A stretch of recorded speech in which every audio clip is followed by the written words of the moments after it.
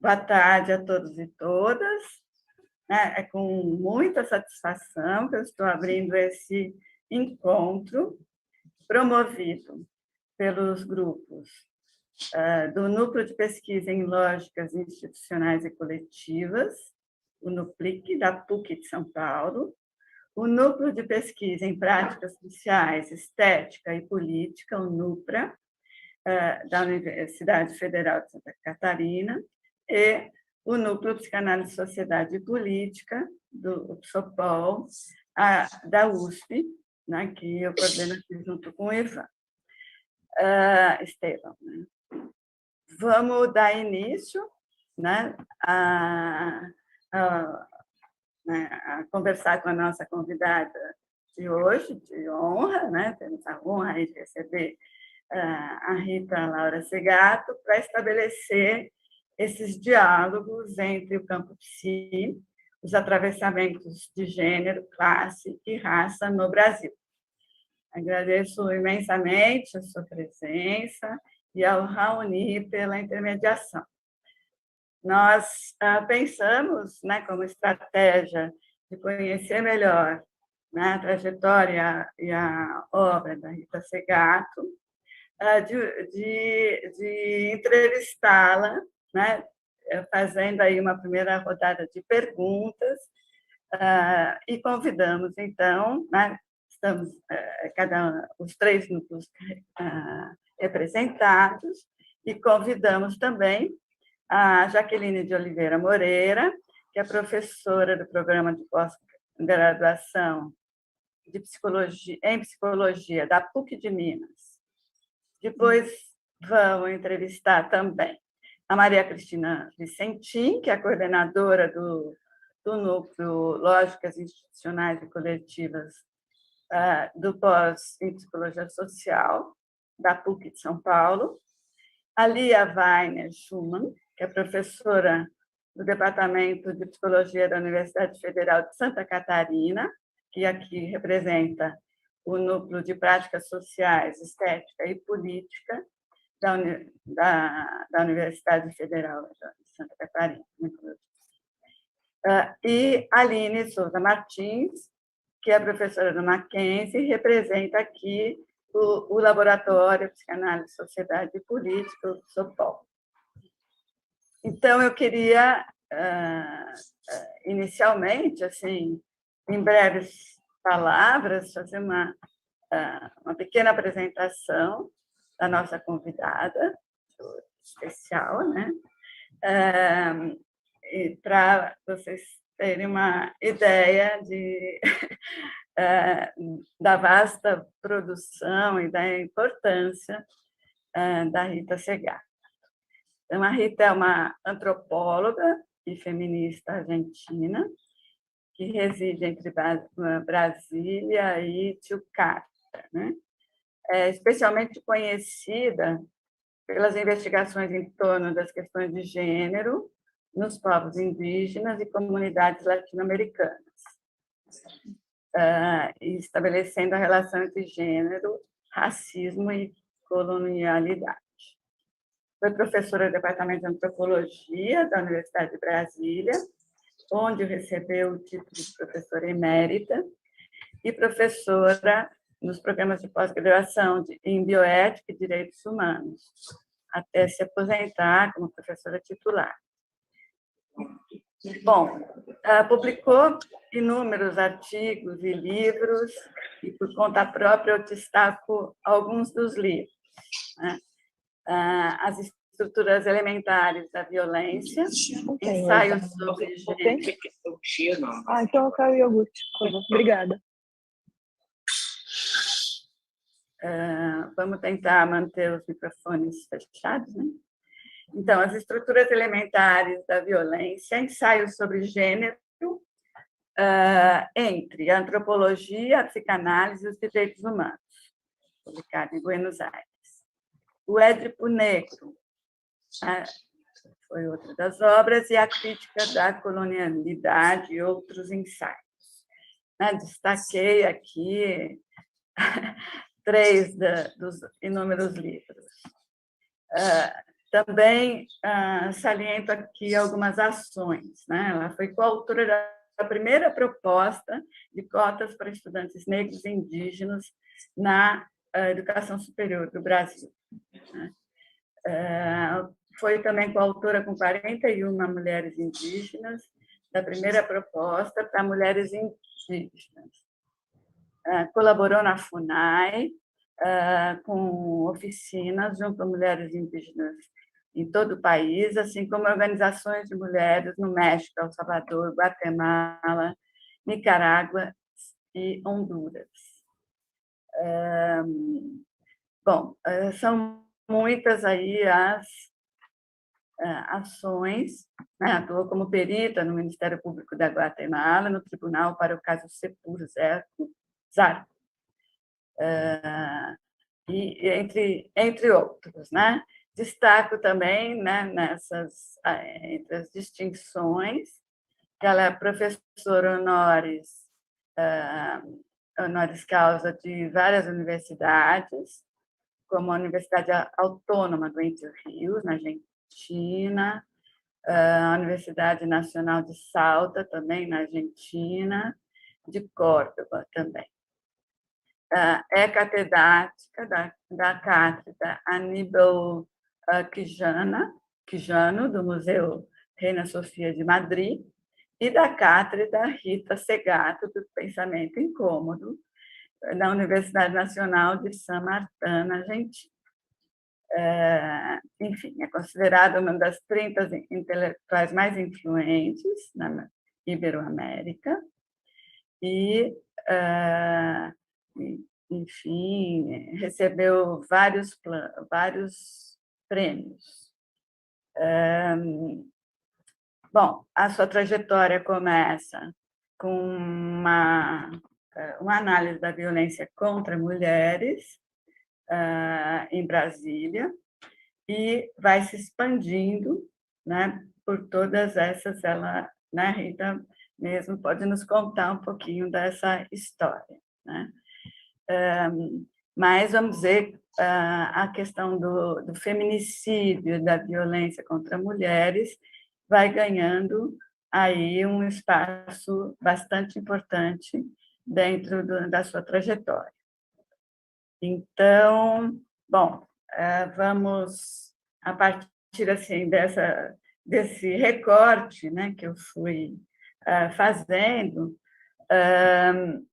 vamos dar início à nossa rodada aí de questões, chamando, então, a nossa querida colega Jaqueline de Oliveira Moreira, que lá da PUC de Minas Gerais vem falar com a gente, né? Vem trazer aí suas questões.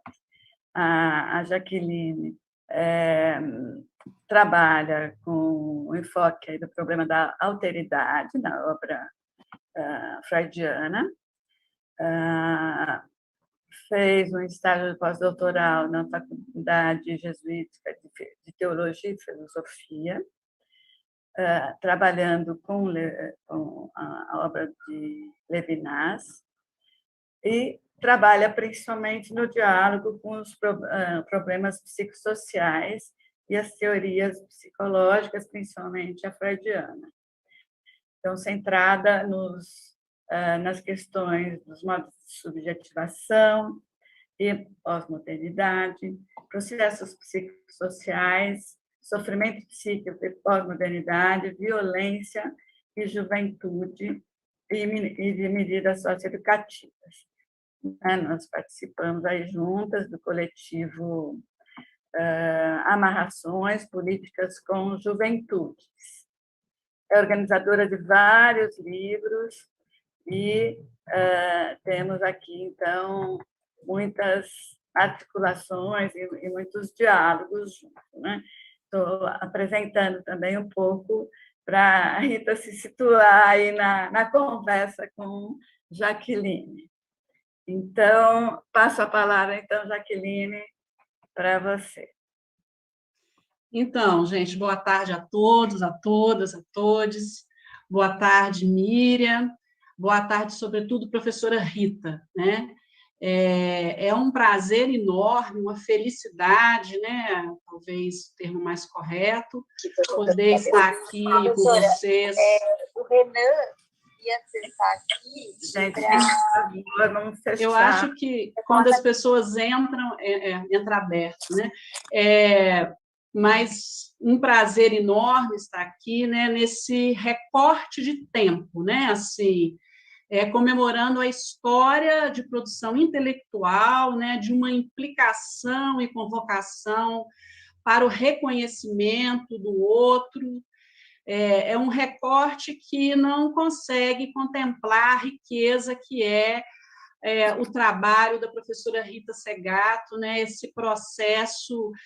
Muita gente critica o livro do Axel Honneth, eu também tenho lá minhas críticas, mas essa ideia, né, da luta pelo reconhecimento e a gramática dos conflitos sociais, ela é importante a gente conseguir conjugar verbos, né, nessa gramática. Então, ainda que a vida seja feita de flashes, né? Então, esse flash não contempla tudo, é um prazer enorme estar aqui para conversar um pouco com a professora Rita, e como a Miriam escutou bem, né? Ela pensou lá do meu Lattes exatamente a minha relação com Levinas, né? É interessante, porque foi claro que a obra da professora Rita, a questão das mulheres, dos povos originários, da questão do reconhecimento é fundamental, né? Mas foi exatamente esse ponto do Levinas. E aí, professora Rita, é claro que existem os dilemas eternos, né? Que a gente sempre vai estar se posicionando diante deles, né? Então, o que me provocou muito, né, fiquei provocada, foi com a discussão do dilema da universalidade dos direitos humanos. A senhora dedica alguns artigos, algumas produções sobre esse tema, né, que é um tema bem complexo, né? Os direitos humanos, eles têm uma dimensão de universal, né? Mas, ao mesmo tempo, a gente precisa de considerar a dimensão da singularidade, né?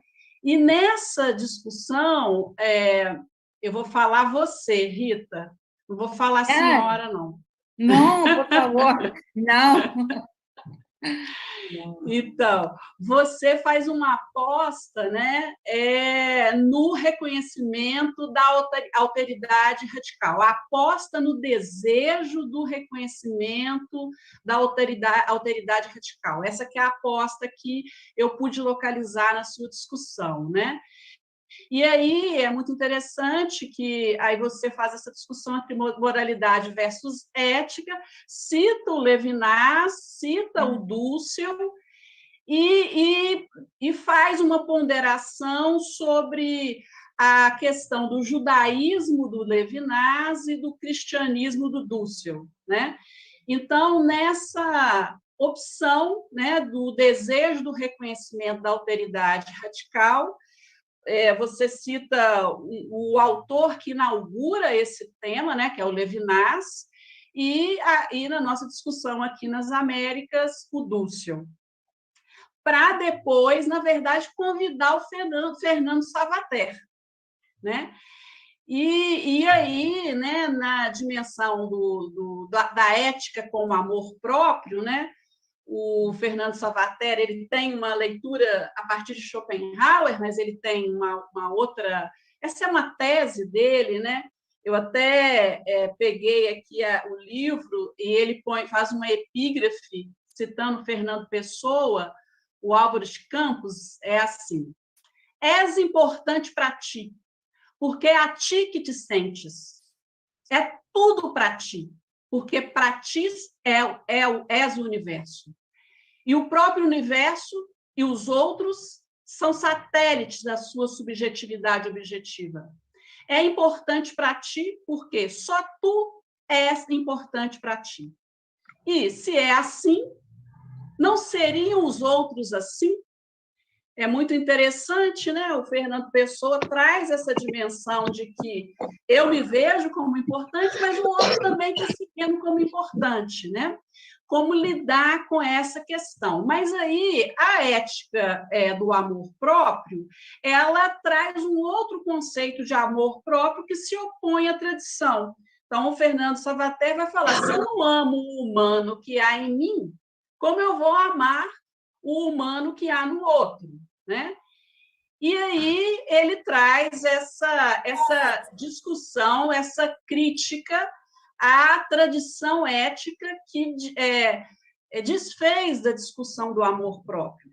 Mas aí eu fico pensando, né, como definir esse eu, né? Como trabalhar essa ideia de um eu social, né? Esse amor próprio como um eu social, fora de uma lógica individualista. A gente pode ver o exemplo aqui no Brasil, não sei se você vive essa situação também, Rita, aqui no Brasil, a questão das máscaras, né? Essa relutância de algumas pessoas usarem máscaras, né? Esse é um problema que está aí na discussão do liberalismo, como é que fica isso, né? Então, a minha primeira pergunta, vai nessa direção: como que nós podemos apostar, como que a gente pode, primeiro, trabalhar esse dilema da universalidade dos direitos humanos, né, e a singularidade do cada um, né, apostar no desejo do reconhecimento da alteridade radical, pensando, então, no Savater, como que a gente pode definir esse eu como um eu social, e sem esse eu cair num desejo de excelência, de perfeição, e nem num egoísmo, né? Como lidar com isso? Esse é um tema que você enfrenta, né? Essa aqui é a minha primeira, não sei se preciso atrapalhar mais, ou seja, falar mais, ou se foi possível fazer um desenho da minha angústia. Uhum. Você acha que, então, há uma incompatibilidade entre o caráter universal ou uma necessidade de dizer que os direitos humanos são universais e, ao mesmo tempo, defender a diferença radical, ou seja, ou melhor dito, ser radical na defesa das diferenças, de um mundo em plural? É isso? Claro, que a partir da hora que eu escrevi esse texto, passou um tempo já, passou bastante tempo, não? Esse texto, o que fica para mim dele é a importância de que no mundo, até na aldeia mais pequena, né, você vai encontrar duas peles éticas, né? Duas, ou chamo também hoje, no texto comecei a chamar assim, duas sensibilidades éticas, né? No mundo da moral, dos costumes, é possível listar, né, o que se pode e o que não se pode. E essa lista é cultural, ou seja, é civilizatória, né? Determinadas sociedades têm determinados costumes e é possível listar os costumes do aceitável e do não aceitável. No campo do direito também podemos fazer uma lista das regras, ou seja, das normas, mas no campo da ética, não. O que eu defendo nesse livro, nesse ensaio, é que no campo da ética, a ética é uma pulsão. E olhando ao redor de nós, até na aldeia mais pequena, até na metrópole maior, a gente vai encontrar dois tipos de pulsões éticas. E aí cita o Foucault. E uma é a pulsão ética da conservação, ou seja, que chamo a ética conformista, né? Então, a metaética é a reprodução do mundo como a gente recebeu, né? E outro está tudo que seria o campo crítico, não? A ética insatisfeita, né? E é muito simples essa definição da ética insatisfeita. É a ética que mira, que olha ao redor e identifica os sofrimentos que poderiam não existir, que não são necessários, Ou seja, com a idade, né? Porque eu devo ter escrito esse texto há uns 15 anos, quem sabe, 10 anos, 12 anos. Então, agora já estou mais velha, né? Então, à medida que a gente envelhece, as coisas se tornam mais simples, né?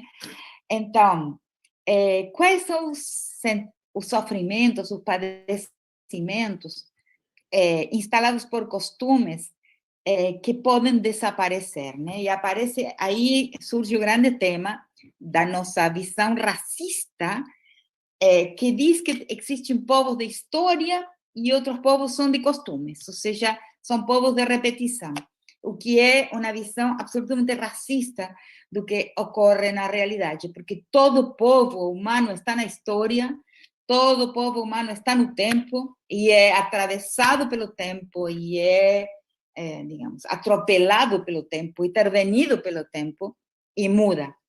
Sempre. Qualquer antropólogo que foi num lugar e voltou 10 anos depois sabe que todo povo não tem aí nenhum nunca mecanismo de repetição, né? Se conservam algumas coisas e outras vão mudando, interpeladas pelo lado de fora, né? E também tem costume, todo povo tem história e Ocidente, né? Nas grandes metrópoles, lá Paris também tem história e tem costumes, não? História e costume, ou seja, tempo e repetição existe em todo o povo humano. Então, mas essas duas éticas também se encontram, essas pulsões éticas, esse desejo ético de um mundo em que se retiren aqueles costumes e normas que nos fazem sofrer e aquela pulsão ética de que continuemos sendo como somos, ou seja, conservemos o que recebemos, são duas, eu, nesse texto, uso a tradição de leitura da ética como duas pulsões éticas que estão, inclusive, na mesma família, na mesma aldeia e também na mesma metrópole. São duas sensibilidades éticas. Isso que eu recupero desse texto. Então, na ética da insatisfação, aquela que pensa como suprimir o que nos faz sofrer, né? Aí aparece o rosto do outro, não? Aí é uma ética, e isso eu diria com minhas palavras de hoje, uma delas é a ética do nós. Nós aqui e lá os outros. Poderíamos dizer a ética bunker, né? Ou poderíamos falar também da ética bunker, ou seja, a amuralhada, atrincherada, né? Entrincheirada, não me lembro como se diz em português, né? A ética bélica também, né? De nós e os outros, né? Inclusive, aí entram duas noções de pátria, inclusive, que são dois conceitos que amo profundamente, né? Que descobri um texto de Jean Améry, né? Que se chama Quanta Pátria Necessita um Homem, né? Ou seja, quanta pátria necessita uma pessoa, melhor assim, né? E ele fala de que em alemão e também em inglês tem duas noções, tem duas palavras para a pátria, que a gente em português e em espanhol não tem. Nós chamamos tudo pátria, mas eles têm, digamos, o homeland e o fatherland. Ou seja, o fatherland é a pátria bélica, né? A pátria do patriarcado, vamos dizer assim, né? Essa é a pátria de nós e os outros. E o homeland é a pátria anfitriã, ou seja, a pátria da mãe que abre as portas para receber o convidado. Seria uma pátria materna, digamos, mas não uma mátria, porque a mátria tem as mesmas características de uma pátria, mas com saia, ou seja, não é a minha aspiração, digamos, transformar a pátria numa mátria. Não há uma simetria, não há uma analogia e não existe a mesma estrutura entre um mundo criado e visto com a sensibilidade das mulheres, com a história das mulheres e um mundo, ou seja, trocar a P pela M, não, a mim pessoalmente entendo que, bom, que é um dos temas do feminismo, mas não seria, eu não colocaria ênfase aí, eu queria um mundo com uma outra estrutura, né? Ou um pouco como vamos fazer agora na próxima conferência do Reina Sofia, vai se chamar assim, por se interessa a vocês, né? Vai se chamar, é possível um ideário feminista com uma episteme patriarcal? Eu acho que não é ter as mesmas metas, né? Não pode ter a mesma episteme um ideário feminista. Bom, mas não é o tema. O que eu quero dizer é que, então, nesse texto, para mim, Levinas foi fundamental, absolutamente, por essa razão.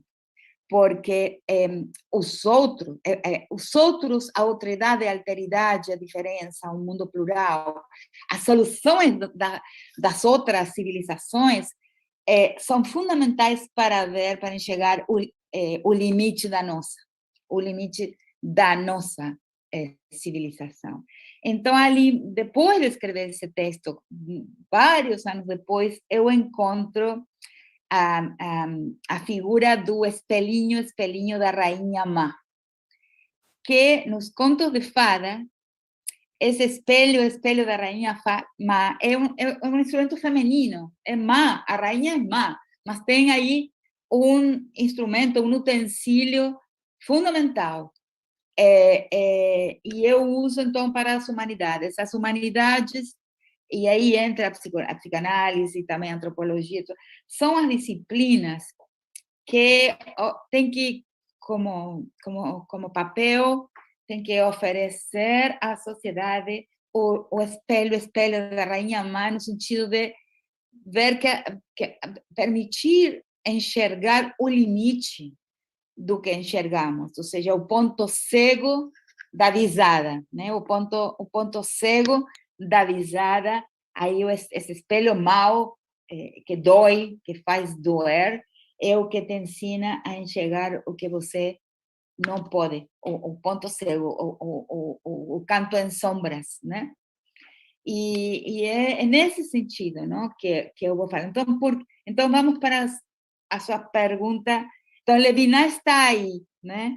Esse é o outro, a outridade, né? A outridade nos ensina o nosso ponto cego, né? Da visada. E então, essa abertura com relação ao rosto do outro é ética porque nos permite, então, caminhar, ou seja, colocar o tempo, dar forma à nossa insatisfação, tudo isso. Então, outro tema é, então, como esse rosto do outro, e um mundo radicalmente plural, porque eu digo assim, eu sou uma pensadora feminista decolonial. Não gosto de classificações, não? Cada um é um pensador único, não? Ou como diria Caetano Veloso no seu melhor verso, né? De perto ninguém é normal, todos somos anomalias, né? Cada um é sua anomalia pessoal. Essa coisa extraordinária da singularidade, não? Então, eu, antes de feminista, sou pluralista. Eu aspiro a um mundo radicalmente plural. Mas, naturalmente, com um limite. E qual é esse limite, né, desse pluralismo, que seria a meta última da minha política? Aqueles, né, que não aspiram ao mundo plural, aqueles que são antipluralistas. Esse é o limite, né? O limite é aquele lado da política que é monopólico, né? Um único Deus, uma única verdade, uma única forma do bem, uma única beleza. Esse é o mundo não pluralista, o mundo monopólico do bem, da verdade, da divindade e da estética, ou seja, e da beleza. Então, realmente, esse mundo dessa aspiração pluralista tem também um limite. Então, como se pode falar em direitos universais ao mesmo tempo de aspirar a um mundo em plural? Eu acho que sim se pode. Em primeiro lugar, considerando que os direitos humanos não estão na tabela. Essa é uma coisa, quem sabe, menos conhecida, porque tem contradições entre si, entre os direitos. Ou seja, os grandes manuais de direitos humanos vão mostrar que, primeiro, que os direitos humanos têm uma hierarquia interna de importância. Por exemplo, eu, por exemplo, sou aderente da ideia de que o o menos relativista de todos é o direito a não ser torturado, por exemplo. É mais extremo o direito a não ser vítima de tortura, que inclusive o direito à vida. Porque o direito à vida está relativizado por algumas leis e também pela guerra, né? A guerra, que é uma prática humana há muito tempo, né? Completamente relativiza o direito à vida. E a pena de morte, né? Também relativiza, e é parte da legislação de alguns países. E então a pena de morte também relativiza o direito à vida, mas não existe em nenhum código de direitos o direito a torturar, né? Então, isso só para demonstrar que eles têm uma hierarquia no interior, e além disso, há uma conflitividade entre o catálogo de direitos humanos, uma conflitividade interna, e em muitas ocasiões, em algumas ocasiões, foram para os tribunais, por exemplo, o tribunal, são casos clássicos, né? O Tribunal de Direitos Humanos Europeu, né?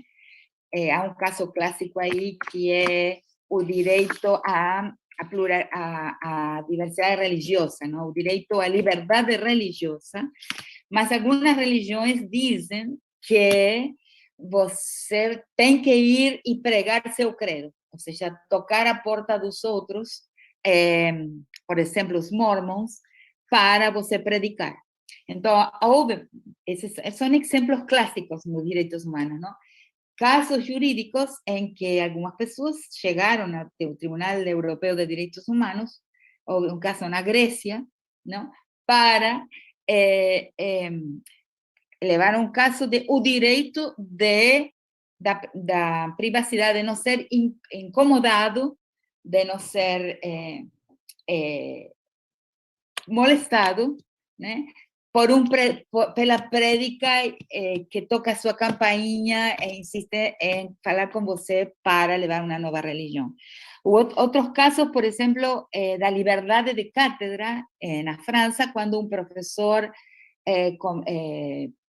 nas suas aulas colocou em dúvida o Holocausto, não? Então, aí entra em conflitividade a liberdade de cátedra, a liberdade de palavra, e também a lei do negativismo, do negacionismo, que proíbe o negacionismo do genocídio, não? Então, como esos são casos clássicos que mostram que esses direitos não são pacíficos no seu interior. Primeiro, eles são há uma hierarquia de importância e de capacidade de relativização neles, e também há uma conflitividade. Pessoas podem ir aos tribunais para tentar uma sentença que diga qual direito é mais importante que o outro, suprime o outro. Então, não há, os direitos também são, de alguma forma, incomensuráveis entre si. Esse é um problema. E a diferença radical entra nesse sentido da defesa de um mundo em plural, de um mundo. E que é um mundo em plural? É um mundo, e esse para mim é um direito que não está formulado completamente. Entra um ruído, me incomoda.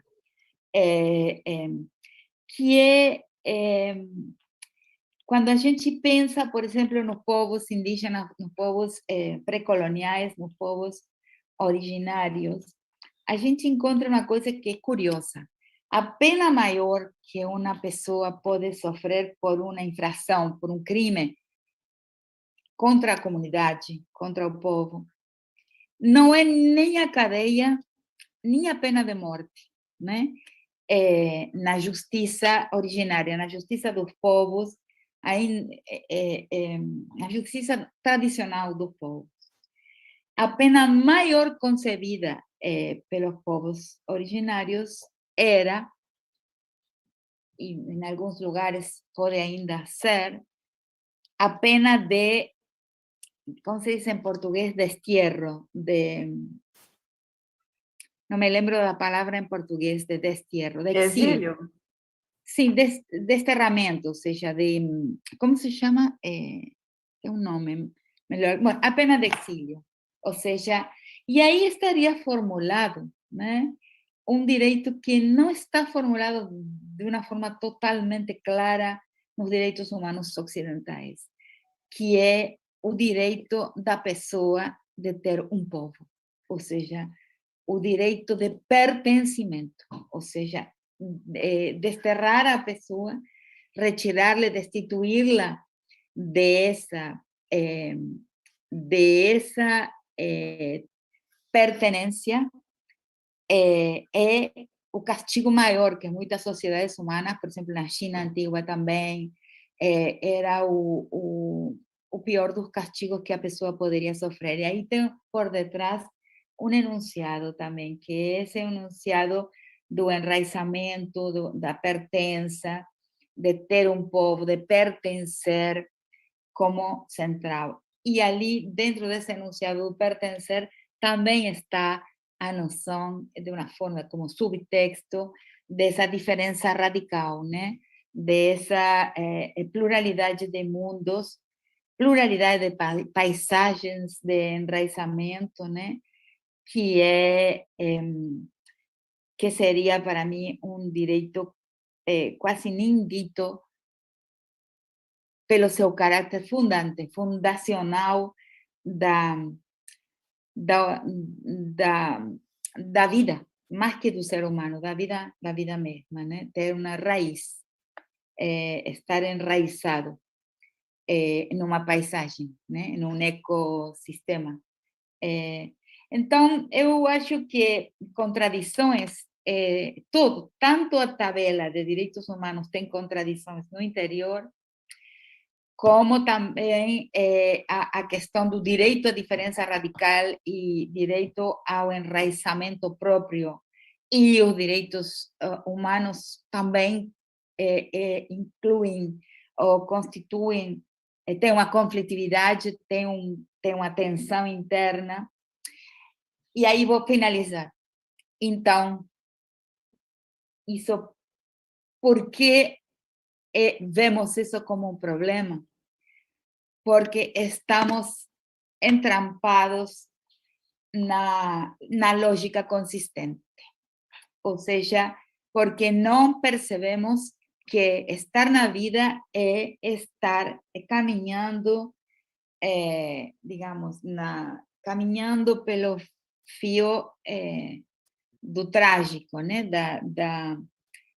Estou esquecida do português. Como se diz quando a gente vai caminhando por cima do muro, vai caminhando pelo fio da... tem uma expressão que esqueci. Fio da navalha? Sim, algo assim, como o fio da navalha, que é a estrutura trágica da vida, né? A estrutura, isso foi ensinado a mim por uma estudante minha, Ondina Pena, que escreveu um belíssimo livro que se chama No Horizonte do Outro, sobre uma antropologia da psicanálise, uma antropologia do divã. Então, ela me ensinou a Clement, não? Um grande autor, que fala que o final da psicanálise, o final do processo psicanalítico é conseguir existir, suportar e viver plenamente assentados na estrutura trágica da existência, que quer dizer estrutura contraditória. Clément Rosset. na estrutura contraditória da vida. E isso é a lógica paraconsistente, né? O não todo também, como acredito que está nomeado na psicanálise, o não todo, né? Nunca há um todo. E como a gente está treinado na lógica eurocêntrica, ocidental, colonial, moderna, da colonial modernidade, a gente não suporta a inconsistência. E, contudo, suportar a inconsistência é o máximo da inteligência.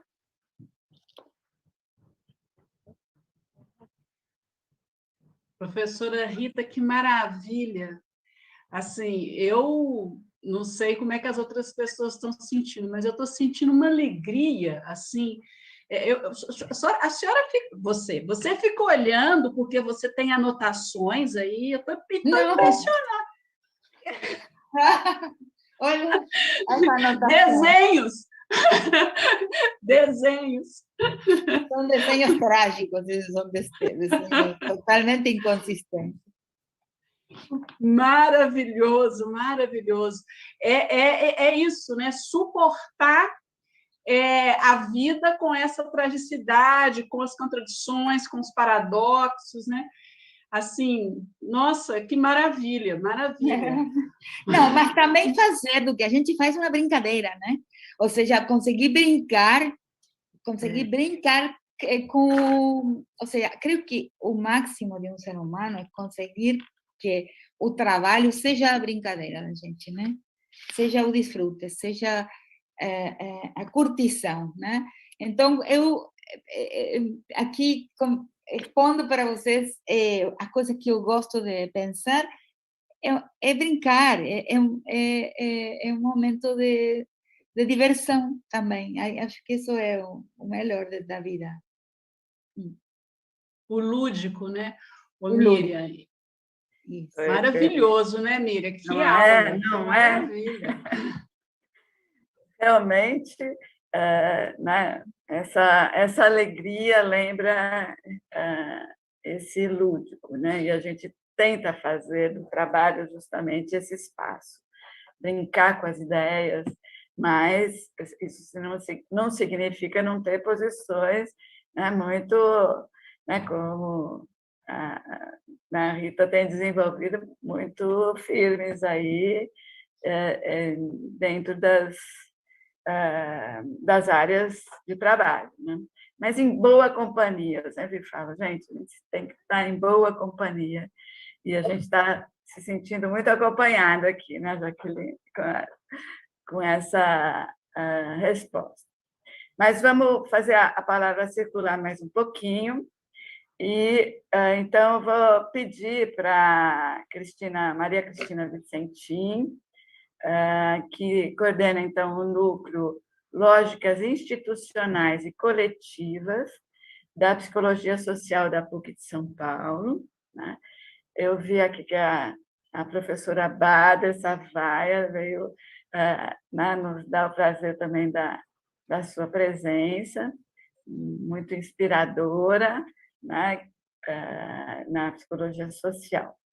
Então, a Cristina trabalha principalmente com a análise dos modos de governo da vida de crianças e adolescentes. Estamos falando no brincar, né? Ela tem trabalho sobre brincar, especialmente quando atingidos pelas violências sistêmicas, e mais especificamente as violências de Estado. Então, como os impactos psicossociais e socioeconômicos do encarceramento e do genocídio dos jovens mortos por agentes do Estado. Então, ela faz parte do Observatório da Violência Institucional da PUC de São Paulo, com movimentos coletivos de mães e familiares de jovens, constituindo dispositivos de escuta e uma agenda para as políticas públicas e de políticas de reparação. Temos longos anos de trabalho juntos, né? E uma parceria onde eu aprendo muito. Então, Cristina, por favor, Obrigada, Miriam, por essa apresentação. Professora Rita, uma alegria, né? Já estamos aqui no campo da diversão, né? Eu me lembrei que divertir é ter pelo menos duas versões, a diversão é plural, né? Verdade, Eu me lembrei do psiquiatra que a gente estuda muito aqui no Brasil, na reforma em saúde mental. Ele dizia, eu sempre dou duas interpretações para a pessoa escolher, pelo menos, né? Um psiquiatra, o Tosquelles, né? Bom, eu quero registrar também aqui a presença de outros professores do programa de Psicologia Social da PUC, Elisa, Graça, assim, tem muitos estudantes aqui, pesquisadores, então também cumprimentando todos aqui. Professora Rita, tomando aí, né, essa sensibilidade, essa pulsão, né, crítica, insatisfeita, eu quero, então, trazer aqui para a nossa conversa um dos campos de debate e problematização que né, teu trabalho tem tocado muito, que é a própria universidade e as lógicas patriarcais, raciais, meritocráticas, né, que organizam a transmissão e a produção do conhecimento. Então, você e o professor José Jorge Carvalho, que esteve aqui com a gente também mês passado, né, nomearam em 99, né, essa posição como a posição de um racismo epistêmico, né? O seu ativismo e o dele, né, na implantação das políticas afirmativas, né, especialmente aí na UNB, né, na forma das cotas, nos trouxe um importante aprendizado, né, que é a necessidade de ampliação da consciência racial, na forma também da descolonização das escolas e da universidade. Meu convite, então, é te ouvir um pouco mais, falando, né, de uma radicalização que a sua própria experiência de pesquisadora, né, foi te levando, né, a essa radicalização, e você chamou isso de uma antropologia por demanda, uma antropologia litigante, né, um modo de descolonizar a pesquisa. Eu vou emendar aqui, porque acho que a gente só vai conseguir fazer uma pergunta cada um, ainda bem, temos muito mais que te ouvir. Então, é também falar dessa dimensão corporal que está incluída no teu trabalho de pesquisa, né? Quando você fala ali de uma política da amizade, né? Estar com as pessoas, né? Configurar uma trama íntima, né? Próxima, um corpo a corpo no trabalho. Então, a centralidade do corpo também no teu trabalho. Queria, então, te convidar a falar mais disso aqui com a gente. Temos lido você muito e estamos felizes de que teus trabalhos agora estão sendo publicados, né, aí reunidos, né, em língua portuguesa. Então, contentíssima. Tive que ir embora do Brasil. Impressionante, não? Quem sabe totem e tabu, né? Quem sabe eu não sou o pai morto, mas a mãe morta também, né? Construir alguma coisa, né? Porque só foi ir embora, porque a partir do meu primeiro livro, que vocês não sei se conhecem, que é Os Santos e Daimones, e quem sabe queria partir desse livro para responder também, porque agora foi traduzido ao espanhol, não? Agora, capaz que traduzem do espanhol para o português, mas a primeira edição é no Brasil, na editorial da Universidade de Brasília. Acontece que, por onde eu comecei no Brasil, eu comecei pela minha pesquisa, não, na verdade não, até uma tese de mestrado anterior ainda, que, não sei, me deu vontade de contar um pouquinho dessa história, não sei se vocês, não gostaria de entediar vocês, mas a minha primeira pesquisa no Brasil, que foi, não tem ainda uma coisa antes, não? Porque primeiro eu pensei no pensamento dos folcloristas no Brasil, e tem algum texto sobre isso, mas em segundo lugar, eu, na minha 1976, a gente com o José Jorge fizemos uma longa, 6 meses de pesquisa musical no Nordeste do Brasil. E isso deu origem à minha dissertação de mestrado, em que fui estudar o que acontece com a música, né? O que acontece com as tradições musicais quando se passa do mundo, digamos, quase medieval, pré-moderno, de estrutura feudal, da cultura, da música, sobretudo, no Nordeste brasileiro, e se passa para a industrialização da música, que é a música dentro do capitalismo, não? Do fonograma, né? Da gravação do disco, né? E essa foi minha tese, meu primeiro estudo assim sistemático para uma dissertação, que é a música por convite, né? Como era e como em alguns lugares continuará sendo, né? Em todo o Nordeste, o sertão do Nordeste brasileiro, né? A festa, né? A música é como algo que acontece na festa e no convite, muito semelhante à estrutura pré-capitalista da produção musical, e logo a transição que a gente viu justamente naquela época, nos anos 70, para a cantoria, por exemplo, que não tinha tempo, né? A cantoria poderia, desafio, né? Poderia durar horas o mesmo desafio, quando isso tem que ser capturado pelo produto, né? De um fonograma, né? Ou de vários fonogramas, quando entra a medição temporal, a transformação da música em mercadoria.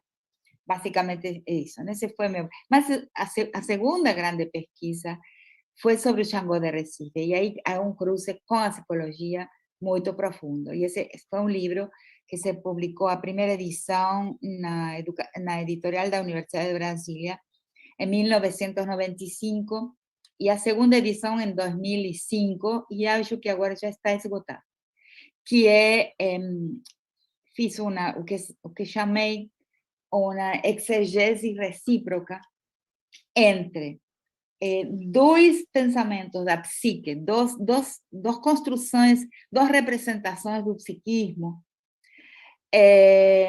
que podiam conversar, né?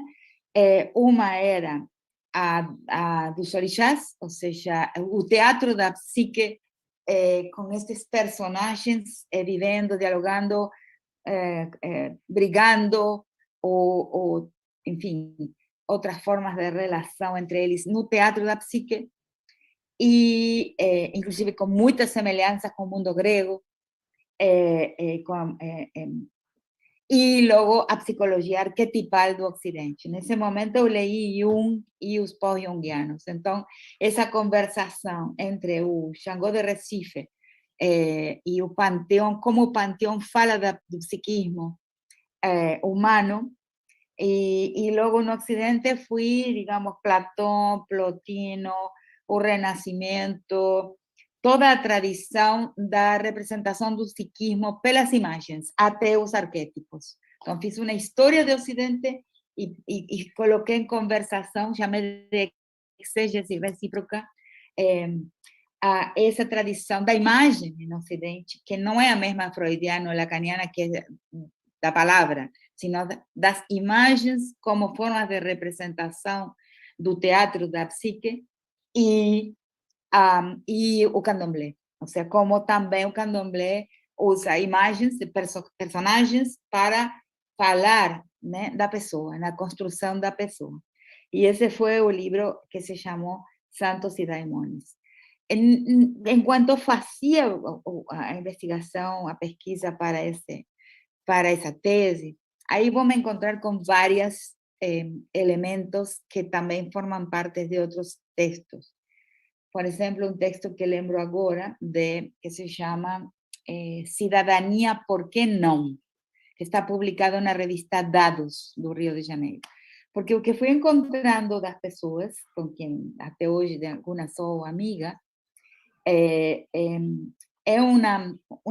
uma suspeita profunda do Estado. Ou seja, o que eu chamo agora a comunidade a portas semi-abertas. Uma construção de uma sociedade numa dobra, né? Que, no fundo, é um esconderijo, né? Um esconderijo com relação ao olho estatal, como viver na dobra, como viver no meio de uma sociedade regida, administrada por um Estado do qual se desconfia permanentemente. Isso é uma coisa que aprendi aí, entre o pessoal do Xangô do Recife. E ali tem, nesse livro, uma descrição das personalidades. Enfim, eu acho que nesse momento a minha universidade foi essa, foi o Xangô, foi o candomblé. Ali aprendi muitas coisas, né? Então, por exemplo, uma orixá que, digamos, a folclorização desse orixá nos leva em qualquer direção, mas que, no fundo, é um orixá imensamente importante para compreender o Brasil, que é Iemanjá. E Iemanjá é a mãe, e a mãe é falsa. A mãe é o mar falso, traiçoeiro, né? Que levou os escravos da África para a América, né?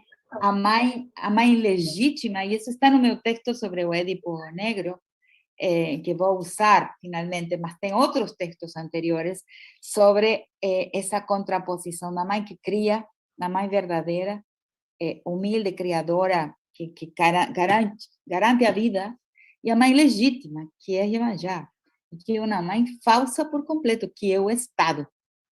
Ela representa o pai, no sentido que ela vai representar a ordem estatal. Isso é extraordinário, uma coisa extraordinária, né? Então, esse povo que suspeita do Estado, que se esconde, sabe que o Estado é o inimigo, e se em algum momento oferece algo, então ficar com a porta semi-aberta. Passa o Estado oferecendo direitos e recursos, coloco a mão para fora, pego os direitos e recursos, entro com eles para dentro e fecho a porta o mais rapidamente possível. Porque não confio nele. Isso está muito expressado nessa figura de Iemanjá, que aparentemente é a boa mãe, mas no fundo não vai arriscar nada pela verdade. A verdade significa muito pouco. Ela o único que quer é ordem e progresso, não? O inimigo maior de Iemanjá é a anarquia. Então, aí tem uma riqueza de pensamento tão extraordinária, né? E assim como isso, tem outras sacações, outras verdades, né, que me foram ditas em um mergulho muito profundo no mundo do candomblé, quando não está folclorizado, né, quando as pessoas estão usando os elementos da mitologia e os elementos da tradição para falar de uma verdade, né, de uma realidade que, enfim, não é um continho de fadas, basicamente é isso, não é um continho. Bom, então, claro, a partir dessa experiência, da qual eu saí não somente com o doutorado, mas com a clareza, a questão da sexualidade, né? A questão da construção do gênero. Não? Eu não necessitei ler Judith Butler, né? Para entender que o gênero é performático, né? Que há uma performatividade do gênero. Aí estava dito pelo pessoal do Xangô. Estava dito de uma forma que o desenho, né? O cartão postal para o mundo de fora não tinha nada disso, mas na vida íntima do candomblé, a sexualidade, né?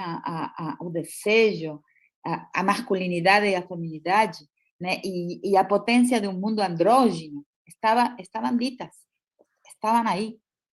Me levou muito tempo a entender e enxergar, né? Essa realidade. E quando caiu o véu e abriu assim o telão, né? E eu enxerguei a sexualidade e a valoração da transitividade de gênero, né? Que não necessitava de nenhum feminismo ocidental, né? De nenhuma missão civilizatória, missão civilizatriz, né? Do Ocidente, né? Para nem leis nem nada para falar da abertura aos trânsitos, da sexualidade, estava tudo aí. Para mim, eu aí realmente tive um salto de consciência e de inteligência.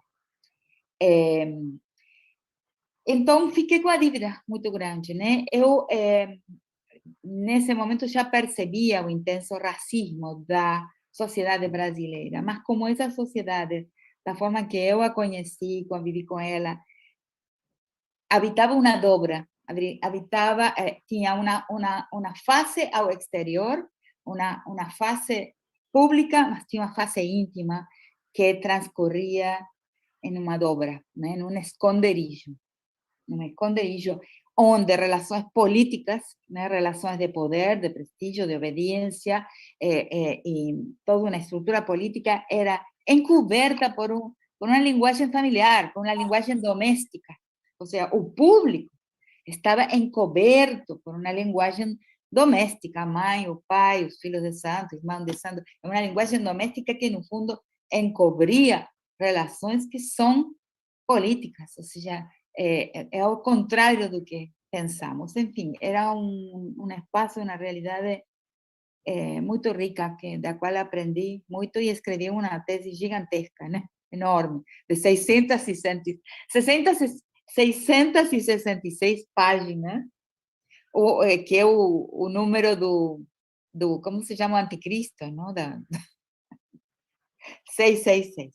Bom, então, a partir daí, eu fico com a dívida com o povo negro brasileiro. E fico também, eu acho que, enfim, profundamente modificada por essa negritude e percebendo o racismo. E chego, então, na Universidade de Brasília, onde meus 14 primeiros anos no departamento de antropologia foram me beneficiaram imensamente, né?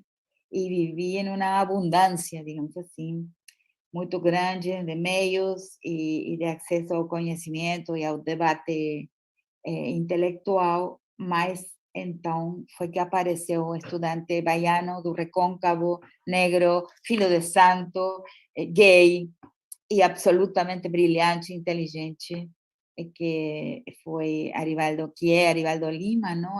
Atualmente professor da UNEP, né? E foi discriminado, ou seja, ele sofreu uma reprovação sumária. A partir desse momento, ou seja, as raízes do processo de cotas, as raízes da nossa luta, do José Jorge e minha, ele era o orientador do estudante e eu era a coordenadora da pós, era a coordenadora do programa da pós-graduação da antropologia. A gente defendeu o aluno, né? E a partir daí surge a luta pelas cotas, mas isso é uma linha direta entre a nossa mergulho no mundo, no cosmos africano, não? No panteão, na sabedoria, no saber africano do Recife, depois na música também, que foi a nossa especialização primeiro, depois a injustiça com o estudante do Recôncavo baiano, e finalmente a saída por uma luta política. Não sei se é o que você me... Então, a partir dessa saída para uma luta política, também daí sai então, a ideia mais tarde, né? Essa ideia de uma antropologia por demanda, ou seja, quem necessita esse outro, né? Quem me pede, quem me solicita, né? Esse outro, que eu posso fazer com minha caixa de ferramentas, com minha caixa de ferramentas, que nesse caso nosso é a etnografia, a escuta etnográfica, que eu usei a ideia psicanalítica da escuta, né, para falar da etnografia, né, escuta etnográfica, que com esse métier, né, essa habilidade que eu adquiri na minha disciplina, como posso responder a pergunta que me coloca esse nativo que antes era meu objeto de estudo, né? Por aí, essa é uma síntese, não sei se respondo Ou seja, eu acho que ninguém ensina sem aprender, não? E isso vale também para as profissões, né? Também um antropólogo não, ao mesmo tempo que observa, é observado, e ao mesmo tempo que pergunta, é perguntado. Um mundo estruturado pela reciprocidade é um mundo melhor. Tem um ruído, não? Sim, a gente pediria para a Aline fechar o microfone. Edivaldo, porque senão ressoa, por favor.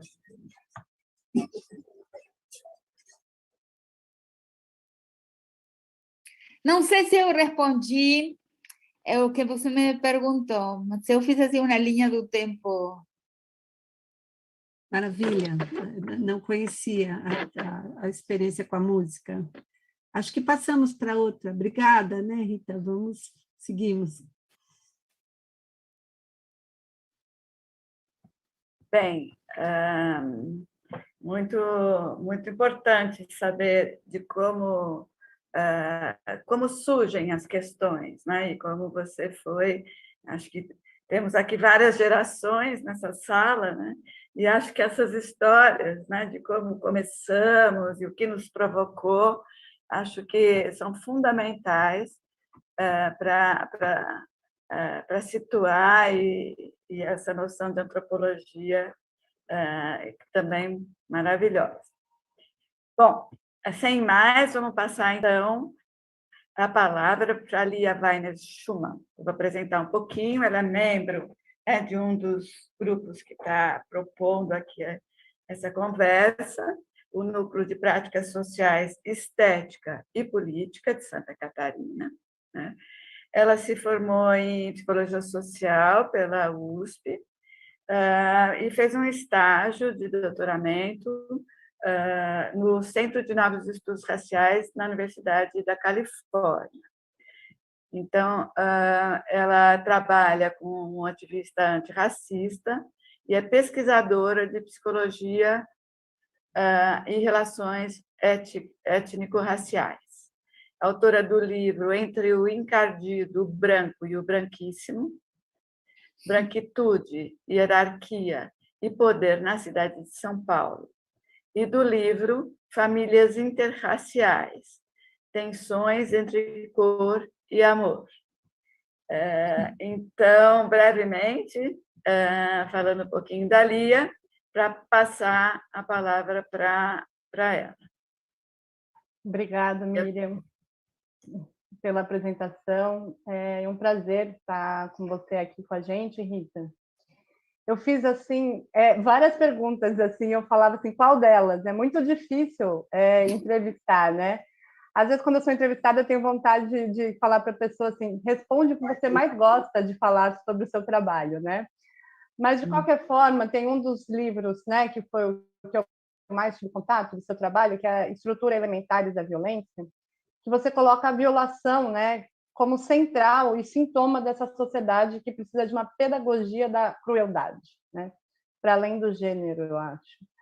E eu queria, né, que você discorresse, já que a gente está com muitos alunos aqui também, um pouco sobre o que é essa pedagogia da crueldade, né, e como que ela se liga a essa colonialidade e ao racismo, e se você pudesse dar pistas, caminhos, né, possíveis dessa desconstrução, né, que é algo que a gente vem procurando aí.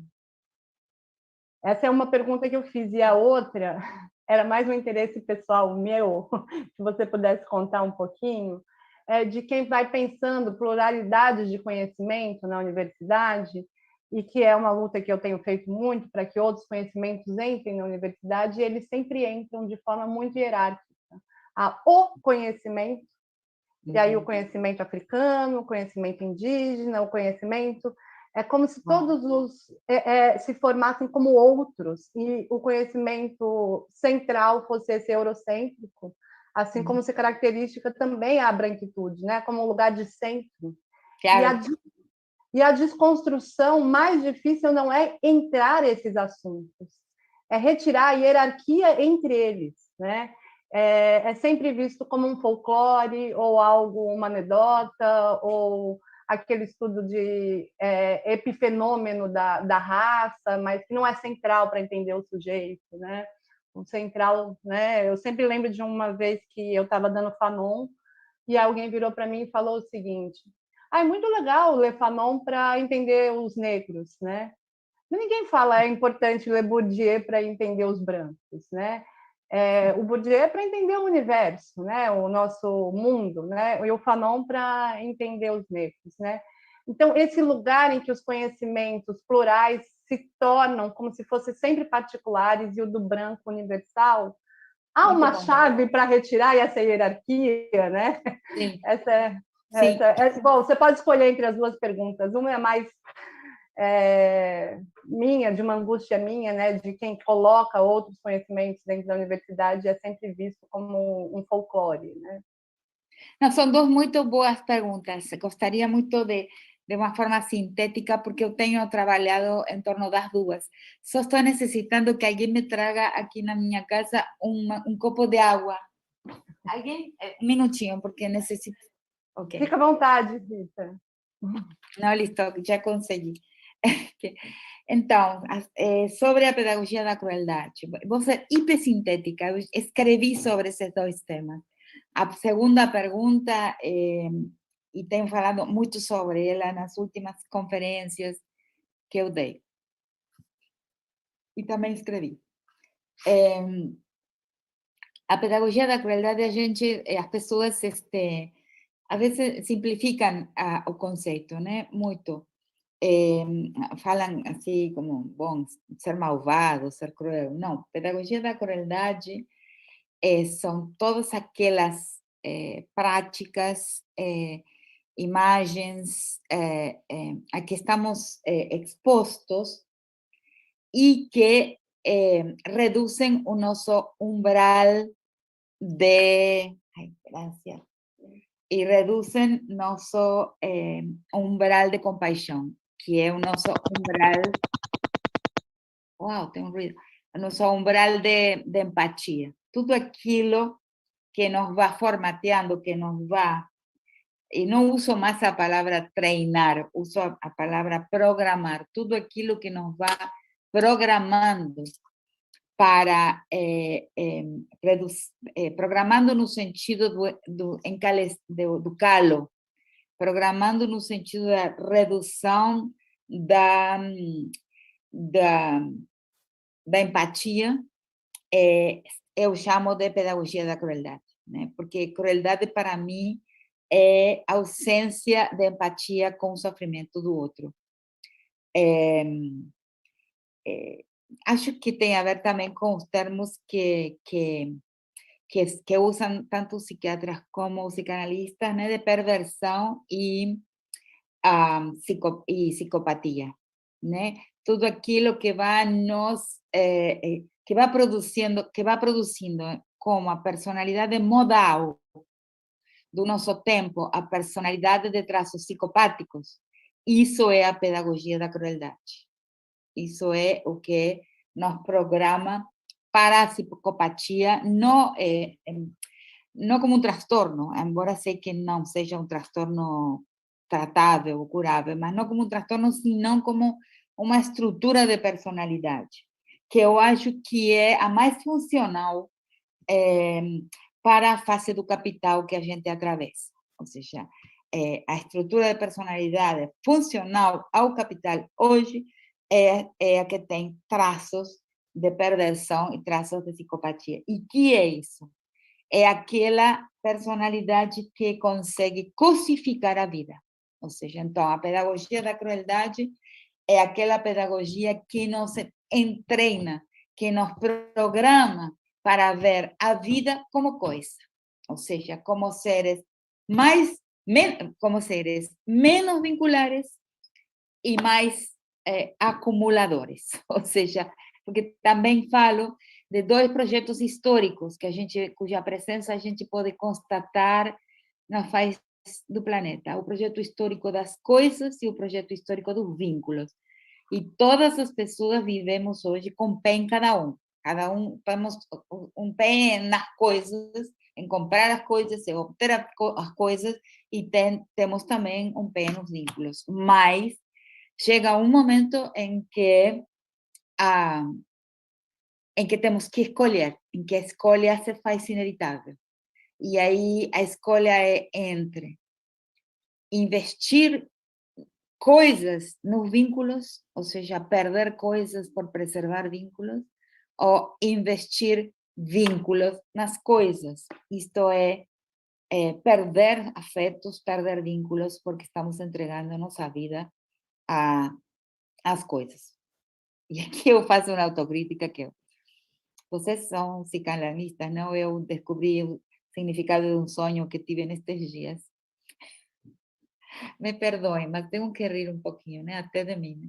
Em que eu tinha esses dedos na mão invertidos. Tinha o dedo este pequenininho, não me lembro como se chama em português, tinha ele aqui, e o anular eu tinha dois pesadelos. Sonhei, suei, me assustei, acordei, porque era um pesadelo, voltei a dormir e voltei a sonhar o mesmo sonho. Quer dizer que ali tem coisa. E eu interpretei nesse sentido do projeto histórico. Eu acho que no tema da produtividade, que eu não estou conseguindo evitar, né? Porque não estou conseguindo evitar a produtividade, que é isso que estou fazendo agora. Que é até de pensamento, né? Embora não é coisa, mas é coisa também, é palavra, né? Não é o processo, né? Também tenho recuperado muito um texto do meu professor orientador que se chama Processo e Produto, né? Na sociedade humana, Process and Product in Human Society. E eu acho que a gente está vivendo do produto, né? Eu estou vivendo no estado de produto de meu pensamento, né? Conclusão. E não, mas está o processo também. Não está, isto que estou fazendo agora, que é contar um sonho, é uma forma de relação, de vincularidade. Estou contando uma coisa para vocês, que estou vendo aí as carinhas, etc. Tem essas duas coisas sempre na nossa frente, né? O produto. Então, a mão me falou a mim que eu estava produzindo demais e vinculando-me pouco com minhas amigas que não estão tão interessadas no meu pensamento, digamos assim. Entende? Então, a gente vive nesse dilema constante, essa conflitividade interna, né? Inclusive nós, inclusive o pensamento pode ser um produto também, de fato ele é. Mas tem um momento em que a opção é inevitável, né? Se vamos estar no campo da pura relação, e vamos a sacrificar a produtividade, né? Essas coisas que são também os ícones do pensamento, né? Enfim, acho que vocês entenderam, né, o que eu quis dizer. Né? Então, ali tem também essa cosificação da vida, esse caminho das coisas, é também uma das dimensões da pedagogia da crueldade a que nós estamos sujeitos, todos, né? E eu conto aí em um texto, que se quiser depois eu passo para vocês, por exemplo, o caso do filme, de um filme que foi o mais cruel dos tempos, quando ele apareceu, que foi a Laranja Mecânica, né?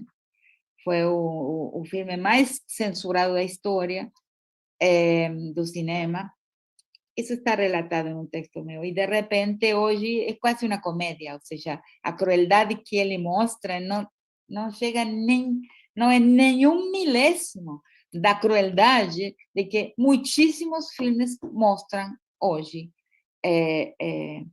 a toda hora na televisão. Quer dizer que a gente, o umbral de calo da gente, o umbral de sensibilidade foi diminuindo nesses anos, desde 1972, quando apareceu a Laranja Mecânica, e hoje nós temos visivelmente, constatavelmente, um processo de diminuição da empatia, diminuição das nossas reservas, da nossa capacidade de sofrer quando expostos ao sofrimento, quando a nós é mostrado o sofrimento.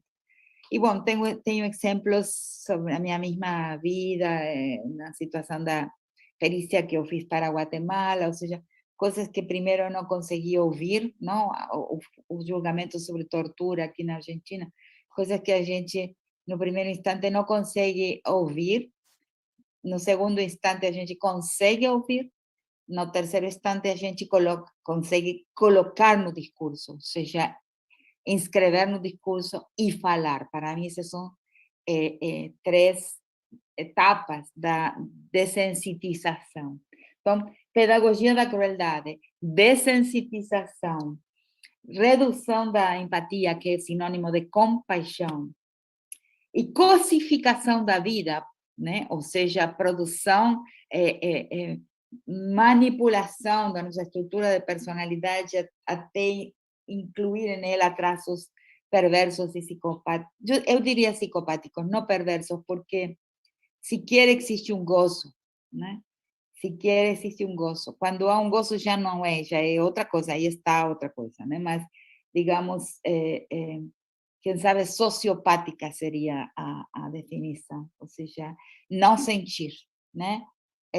Conseguir conviver sem sentir, sem vincular, sem que existam vínculos, não?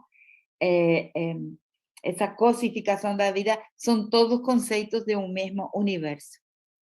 De um mesmo universo. Não sei, com isso responderia a sua primeira pergunta. E é importante para mim, porque eu vejo o tempo todo usada essa noção, agora mencionada pelas pessoas aqui na Argentina, e em outros países também, da pedagogia da crueldade, muito reduzido o conceito, né? Como simplesmente ensinar as pessoas a ser más, ou não, tem a ver com algo muito mais sistemático e muito mais complexo, não?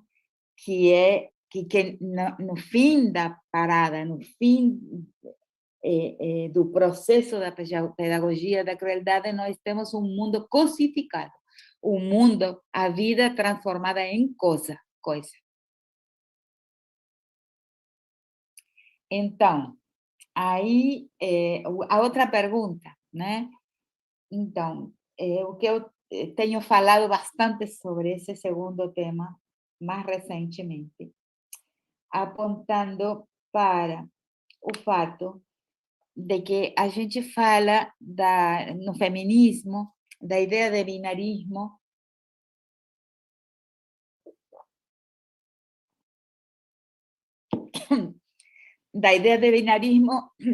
e o senso comum, coloca aí nesse binarismo homem e mulher. Eu digo, o binarismo não está aí. A estrutura binária se encontra, como se diria em português, o buraco é mais embaixo. É mais embaixo. A estrutura de fundo do binarismo não é a relação macho-fêmea, homem-mulher. Não. Isso seria um epifenômeno.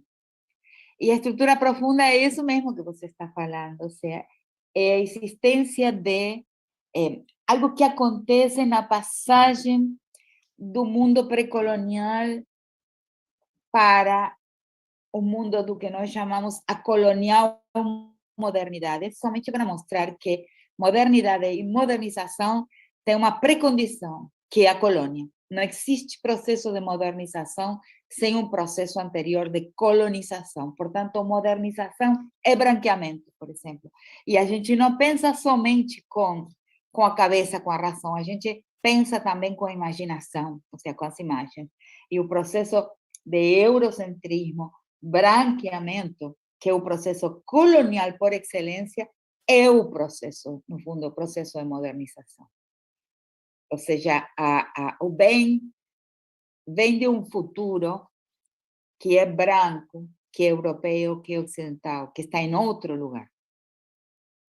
Esse outro lugar que é o lugar destinado a produzir modelos teóricos, não? Isso é claríssimo, não? Ou seja, estava recontando aqui na minha família hoje que o caso de de alguém que falou que me conhecia e as pessoas que estavam aí próximas perguntaram, mas essa mulher está viva? Estou viva, totalmente, completamente. estou viva, ¿no? ¿Y eso por qué? Porque quien piensa, o sea, quien modeliza, quien propone categorías teóricas, ¿no? O está en otro lugar, ese otro lugar puede ser Europa, en Estados Unidos, o o céu, ¿no? Está muerto. O sea, mas não está aqui, não está entre nós.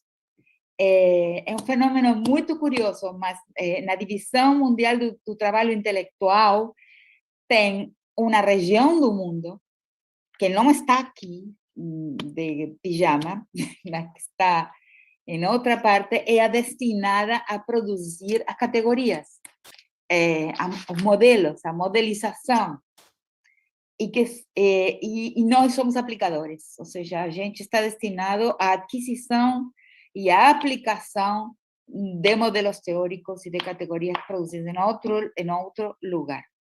E são pouquíssimas as categorias teóricas que atravessam do sul para o norte. Muito poucas, né? Eu, no capítulo, no primeiro capítulo do livro que agora apareceu, publicado no Brasil, que é a Crítica da Colonialidade, consigo mapear quatro teorias que são do sul. E atravessaram a fronteira norte-sul em sentido oposto, né? Uma é o Paulo Freire, né? A pedagogia do oprimido. A outra é a teologia da libertação, né? A outra é a teoria da dependência, né? Que são as únicas citadas nas línguas centrais, nas línguas hegemônicas. E a quarta é a perspectiva decolonial. É muito pouco, né? É muito pouco. Nós exportamos pouca pensamento teórico. Bom, então, o binarismo está aí, no processo de modernização, ou de colonial modernização, aparece isso que você está falando, o sujeito universal. ¿Por quê? Como explicarlo muito rapidamente? Porque, e esse sujeito universal, como muitas autoras feministas têm falado muitas vezes, né? Ele tem uma representação, tem uma figura, né? Um homem branco, homem, é branco, é letrado, é proprietário e é pater familias. Ou seja, o feminismo em geral tem falado de que ele é heterossexual, e eu não, porque sobre a sexualidade dele a gente não sabe nada, mas a gente sabe que ele é dono de uma família, que é outra coisa, são duas coisas muito diferentes, né? Então, ele é pater familia. Então, tem assim, esse é o sujeito universal produzido no fragor ao fogo da colonial modernização. E aí aparece, né, algo que com o multiculturalismo fica claríssimo, seus defectivos, que é o que você está falando. Então, o binarismo é esse. O binarismo não é homem-mulher, sino uma estrutura que fala que existe um sujeito completo, dotado de plena politicidade, que é esse sujeito universal, né? Que é esse sujeito do político, né? E que é o sujeito do Estado também. E seus álteres, esses álteres são defectivos, ou seja, seus sujeitos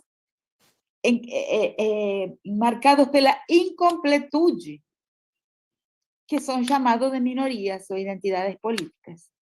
Porque se a gente vai pensar seriamente, a estrutura da minoritização como uma estrutura da luta política foi um desastre, e é um desastre, e não dá para entender por quê o movimento feminista tem aceitado a estrutura da minoritização, por exemplo, das mulheres, e também dos negros, né? E daí por diante. Então, tem os álteres defectivos, deficientes, incompletos, não plenamente políticos, não ontologicamente plenos, as mulheres, os negros, os índios, os deficientes, os LGBT, tudo isso são incompletudes. Identidades políticas minoritárias. É um absurdo total. É um completo absurdo. Por isso nunca chegamos a destino. Por isso, por exemplo, os crimes contra as mulheres, por exemplo, não, são crimes menores. Nunca alcançam a categoria de crimes maiores. Embora estejam na lei como crimes contra a pessoa, no imaginário coletivo, e muito especialmente no imaginário do pessoal judicial, ou seja, dos operadores do direito, no imaginário desses operadores do direito, não conseguem sair da posição de crimes menores, porque é uma questão do imaginário, da imaginação coletiva. E essa imaginação coletiva está produzida por essa estrutura binária que é incorreta, que devemos demolir, devemos desmontar. Acho que isso vai na direção da pergunta que você me fez. Obrigado, Rita. Bom te ouvir.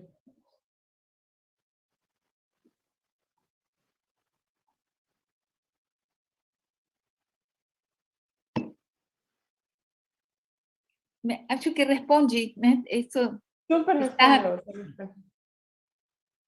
Miriam, você está muda. Acho que você respondeu muita coisa. Volta e meia eu fico meio aflita de por onde começar, né? Pelas múltiplas solicitações, né? de pertença, né? ao campo acadêmico mesmo. E acho que você trouxe aí um fundamento que, enfim, me iluminou aqui algumas coisas. Mas vamos lá, né? Vamos andar aqui com a nossa proposta.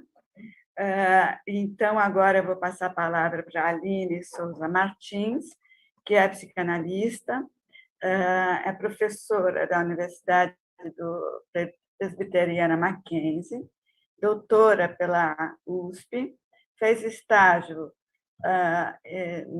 no doutorado na Birkbeck University of London e organizou a série Psicanálise Política do site PsiBR, participa na rede interamericana de pesquisa, psicanálise e política, o REDPOL, e é do laboratório Psicanálise, Sociedade e Política, né? Ela tem estudado, trabalhado com a psicanálise, psicologia social, filosofia política, na temática da adolescência, da criminalidade, do reconhecimento, do discurso, do laço social. Então, eu peço para a Aline nos trazer aí a sua questão. Bom, acho que, como todas e todos, né, primeiramente, acho que eu não tenho como não agradecer a sua presença, né, Rita? O seu texto, O Édipo Negro, eu tenho certeza que é um texto que ajuda muito a psicanálise a se repensar, né, a partir de um lugar localizado e que quebra essa lógica universalizante que a gente muitas vezes acaba caindo, né? Então, particularmente, me tocou o encontro com o seu texto sobre o Édipo Negro, para pensar como que na psicanálise muitas vezes a gente dá nome de mito grego, né, para algo que é tão singular da nossa experiência do Sul, né? E esquece os tantos outros mitos que poderiam nos ajudar a dar imagem para esse processo psíquico que é um processo de constituição, mas que não necessariamente precisaria, eu acho, ser tão colonizado. E aí, a partir disso, e a partir do seu texto também, eu, juntamente com um grupo de relações raciais, psicanálise e gênero, aqui do Psopol, do grupo do laboratório da Miriam, nós construímos uma pesquisa sobre o lugar dessas cuidadoras, não pagas, mas essenciais, né, para o processo, eu acho, de constituição psíquica e desenvolvimento, né, das pessoas, que são as babás. E aí a gente estudou bastante o seu texto, e estudou também outros textos, né, como o texto da Lélia Gonzalez, da Annie McClintock. E nesse processo, eu gostaria só rapidamente de nomear as pessoas que construíram esse texto comigo, que é a Priscila, né, o Stanislau, a Bárbara, a Tami, o Anderson, a Adriana, a Cândida, a Josi, a Mariana e a Ana Musatti, para dizer que a gente não está sozinho nunca. A gente discutiu muitas horas sobre um aspecto bem específico, que é essas autoras, principalmente a Lélia Gonzalez e a Annie McClintock, quando elas vão falar do apagamento das babás e das amas de leite, das mães pretas, elas usam o termo denegação, que é um termo que conversa muito com essa perversão social da qual você estava falando agora há pouco. E você opta pelo termo foraclusão, que é tomado da Judith Butler. Então, eu gostaria muito, fiz essa pergunta para muitas pessoas, e gostaria muito de ouvir você falando um pouco sobre essa escolha. E aí eu vou aproveitar, que eu sou a última, e eu fiquei muito provocada também, por essa frase que você falou que vai ser o mote desse congresso que vocês estão construindo, É possível um ideário feminista com uma episteme patriarcal? E essa frase me tomou durante sua apresentação, O que seria essa episteme patriarcal? Porque eu tendo a achar que isso não se trata só de textos de homens ou de mulheres, mas uma lógica de relação eu-outro. E essa é uma lógica patriarcal que eu acho que é essa lógica da qual você estava falando, do combate, da guerra, da ocupação do território do outro, da usurpação do conhecimento e do que o outro pode oferecer, que eu acho que isso tudo está relacionado com essa episteme patriarcal. E a alternativa a isso, que eu tenho visto, e muitas feministas têm falado, não só a Judith Butler, a Jessica Benjamin, a Donna Haraway, elas têm trazido bastante a ideia dessa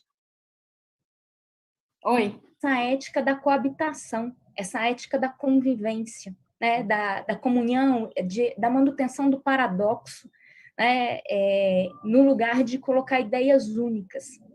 Então, se você pudesse também falar um pouquinho para nós, do que seria essa resposta que vocês provavelmente estão tentando construir, de como combater essa episteme patriarcal, acho que ajudaria muito a gente poder discutir em outros espaços. Obrigada. Uau, são 2 perguntas, super perguntas, Vou lhe devolver com uma pergunta, não? Porque a maneira em que, até onde eu entendo, eu não sou psicanalista, mas a maneira em que, por isso acho que no texto eu aclarei, tem outro texto em que também aclaro isso, a maneira em que Judith Butler usa a noção de foraclusão, não é a maneira exata, precisa como a Lacan propõe, porque esse negado aí, até certo ponto, está presente,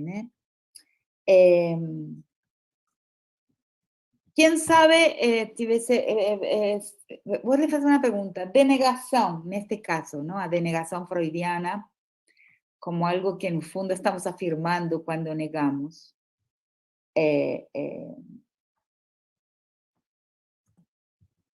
E foraclusão, no sentido lacaniano estrito de algo que não existe na psique, que não é a censura, que não é nenhuma das duas expressões, para mim, relata ou descreve exatamente o que acontece com a babá. Por quê? Porque o amor, no caso e aí eu vou perguntar a vocês, como pessoas que sim são do campo da psicanálise, eu queria resolver um problema, ou seja, não indicar a direção de um problema, apontar para o problema, que não está resolvido, não? Porque o problema, a conclusão do texto, o final do texto é o fundamental, neste sentido, de que esse lugar que ocupava essa nodriza se transforma num lugar do ódio racial. Né? E aí eu vou fazer a comparação com o ódio racial no mundo segregado como o mundo anglo-saxão, que isso trato em um outro texto que está en un libro que se llama La Nación y sus Otros, que también va a ser traducido, porque no mundo anglo-saxón, por razones que son inclusive do proceso colonial, porque no mundo anglo-saxón o colonizador llegó branco. No mundo ibérico, o colonizador llegó mestizo.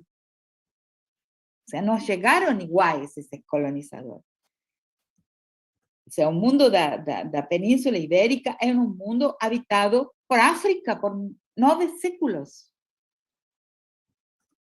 Então, já temos uma raiz diferente. Então, lá, o racismo, como têm dito diversos teóricos, e eu também, lá no mundo anglo-saxão, é o ódio do outro. Ou seja, mas no nosso mundo, o racismo é endorracismo. É o ódio de nós mesmos, do negro que está dentro de nós. Essa nodriza. Ou seja, aquele ser mais amado de todos. E nesse caso do quadro tem tantas capas de sentido que é impressionante. Ainda tem uma nova que eu não cheguei, porque quando já saiu essa fase, porque o texto foi mudando, tem uma primeira versão com as informações que eu tinha na primeira versão, que o quadro não tinha plaquinha, não dizia, só dizia Debré. Depois aparece no catálogo uma identificação. Esse é o menino nhonhonzinho. Quando? No Museu Imperial vai aparecer o vizinho, o nhonhonzinho do palácio, por favor. Que coisa mais absurda, nunca conseguirão me convencer de que nos quadros daquela sala que eu vi faz 25 anos, que estava aquele quadrinho e só tinha depois obras de arte sacras e imagens da família real, mas não tinha... Como ter um vizinho no nhonhonzinho? E agora, a última denegação, essas são denegações. A última é que o quadro não é de Debré. Esse não está no texto, porque isso apareceu agora. Quando eu fui procurar, dizia, não, esse quadro não é de Debré. A outra foi de Lilia Schwartz, né, a vizinha por aí de vocês em São Paulo, que ela diz, não é o imperador, porque o imperador tinha olhos claros, e este bebê tem olhos marrons. Então, eu fui a Debré e encontrei que em Debré tem 3 representações do bebê imperador Dom Pedro II, todas com olhos marrons. Debré via esse bebê com olhos marrons. Assim, ele diz, o imperador Dom Pedro II, quando tinha 2 anos, 4 anos, com olhos marrons. Mas então aparece de novo a negação dos olhos marrons. Não é de Debré. É muito engraçado. Essas são denegações. Mas aquilo denegado não está no papel do meramente denegado. E também não é fortuído, no sentido que ele está na psique, só que está na psique como endorracismo, ou seja, como objeto do ódio, que em última instância é um ódio a si mesmo do sujeito, ou seja, um auto-ódio, um endo-ódio, un endo-desprezo, un endo-exterminio. Es un problema gravísimo, ¿no? Gravísimo, psíquico.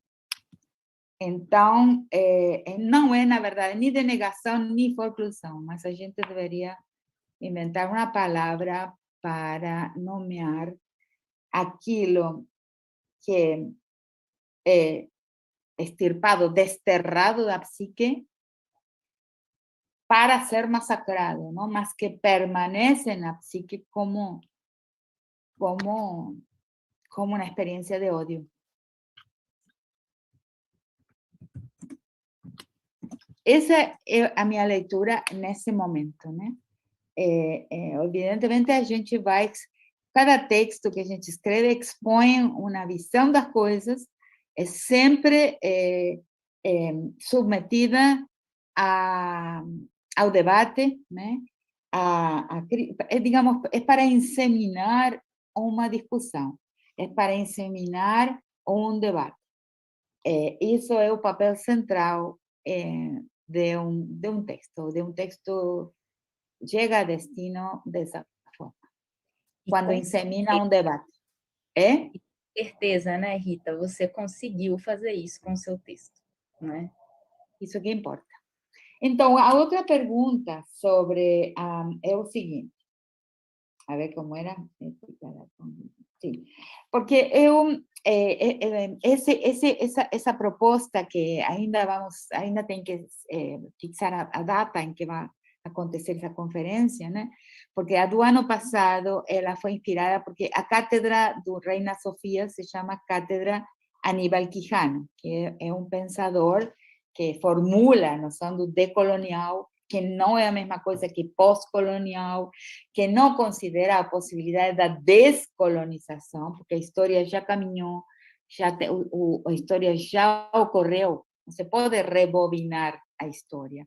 O único que se pode fazer é abrir fissuras, brechas, ou seja, ir abrindo formas de existência nessa teia de sentido, né? Nessa teia do discurso, como, aí eu tenho uma noção muito equivalente à do Foucault, né? Nessa teia discursiva que a gente habita e que nos habita e nos constitui, a gente abrir fissuras, brechas de desobediência, de disfuncionalidade, né? Mas para frente, porque para trás não tem uma origem, e aí temos também ecos de Derrida, não existe uma origem recuperável, isso não. A perspectiva decolonial não fala na recuperação de uma origem como ela foi. A história caminhou. Então, mas sim de uma desobediência, né? Sim de uma disfuncionalidade, sim, enfim, encontrar espaços e formas de desacato, né? Sem que sejam também reativas, porque aí a gente se torna fundamentalista. Não? Ontem estava também falando, assim, numa videoconferência, estava falando que existe hoje um cristianismo talibã, né? Também existem formas de cristianismo fundamentalistas, né? Que colocam no centro, assim, no epicentro da sua postura e da sua proposta, o controle do corpo das mulheres, né? Também por aqui, né? Então,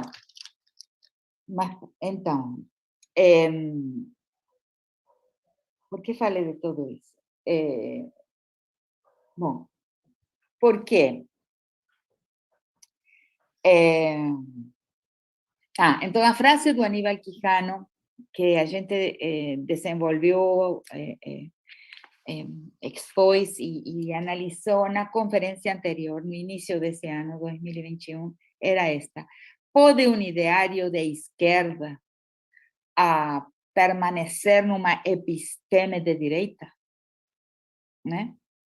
Então, a gente vai aplicar essa mesma pergunta ao feminismo. Pode um ideário feminista permanecer numa episteme patriarcal? São equivalentes, né? E que seria uma episteme patriarcal? Um feminismo, por exemplo, que busca o poder, né? Que tem na adquisição de poder sua meta, né? E que reproduz formas de politicidade, que são as politicidades de todo mundo, sem propor uma outra politicidade. Então, eu tenho proposto algo que o que você mencionou aqui faz muito sentido, porque é uma politicidade feminina. Como é uma gestão feminina da vida? Né? Como é uma gestão feminina da docência? Né? Eu acho que por muitos anos, quem sabe Raoni possa confirmar-me isso, eu, de alguma maneira intuitiva, não reflexiva, sino intuitiva, eu exerci o papel docente de uma forma informal, ou seja, feminina, E até hoje. Depois eu fui refletindo e fui transformando isso que era em si, que era minha rebeldia pessoal, de não fazer as coisas de uma forma burocrática, assim, né, convencional. Y entonces lo transformé en un para sí, ¿no? En una ya reflexivo y en una propuesta de una manera de enseñar con aproximación, ¿no? Con cariño, ¿no? Con convivencia, con cierta espontaneidad.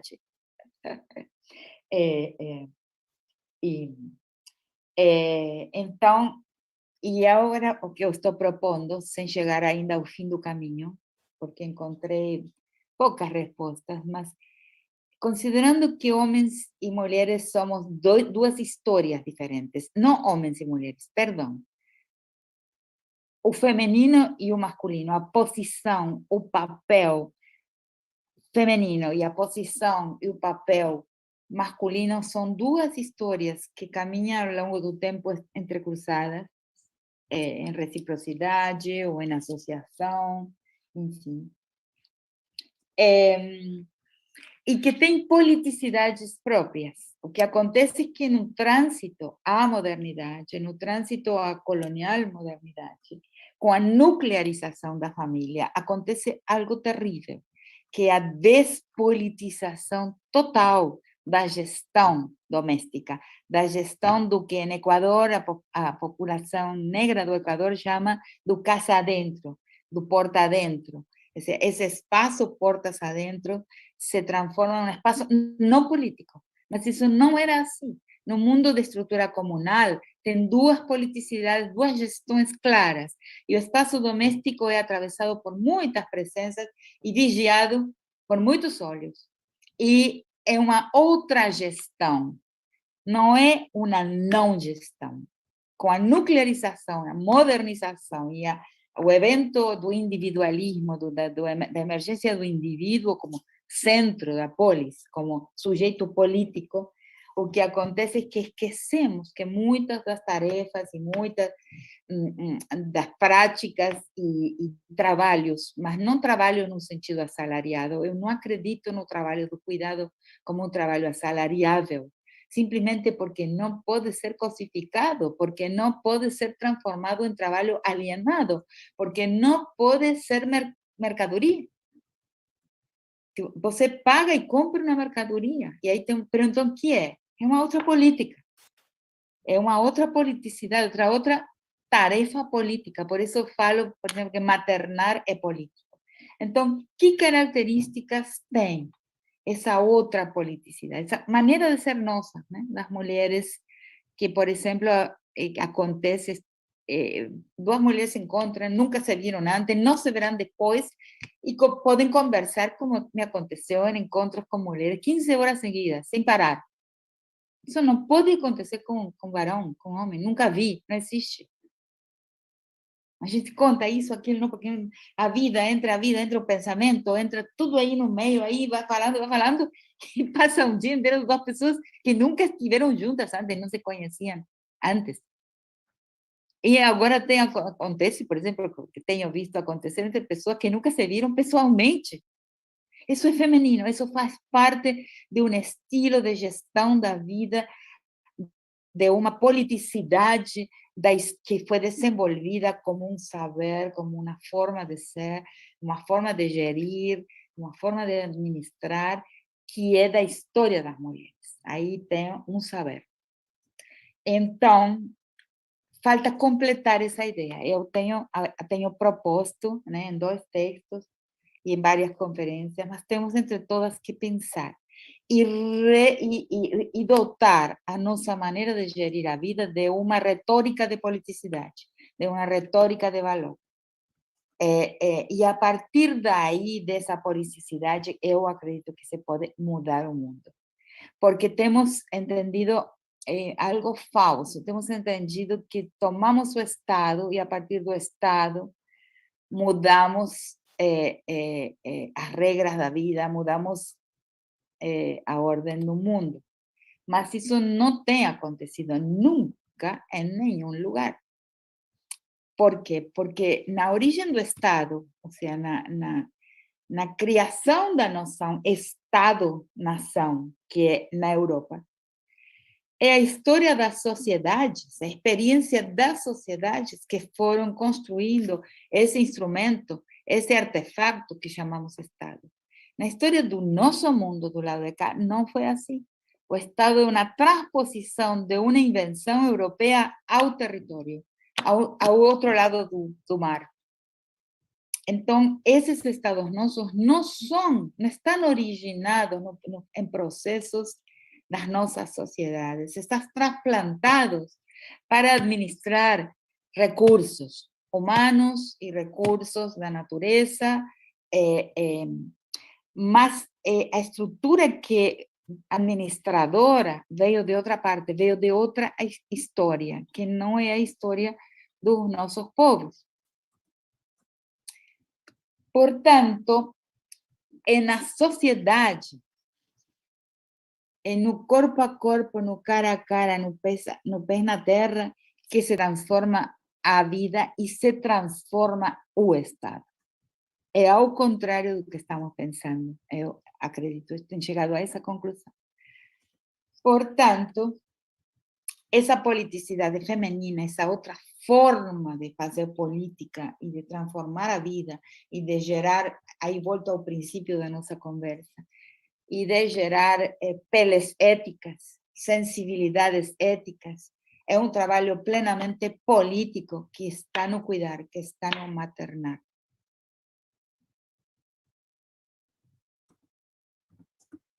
Então, essas outras formas que você falou, a ética da convivência, da manutenção do paradoxo, da suportar o incongruente, mas apesar da incongruência, apesar da inconsistência, igual defender a vida, nesse lusco-fusco de tudo que não pode ser plenamente consciente. Enfim, tudo isso é importante. Agora, eu acho que parar para pensar em como nós gerimos, como nós administramos a convivência, é um trabalho pendente, é um trabalho que ainda a ser feito, e que é um trabalho importante.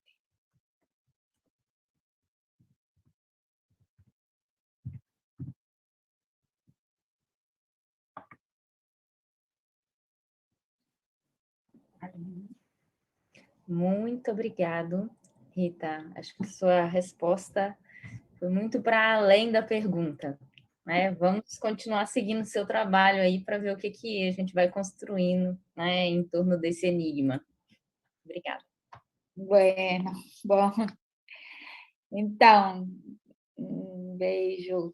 Vamos nos indo embora. E em nome de todas e todos aqui, agradecer imensamente suas palavras, sua presença, né? Acho que foi extremamente inspirador, né?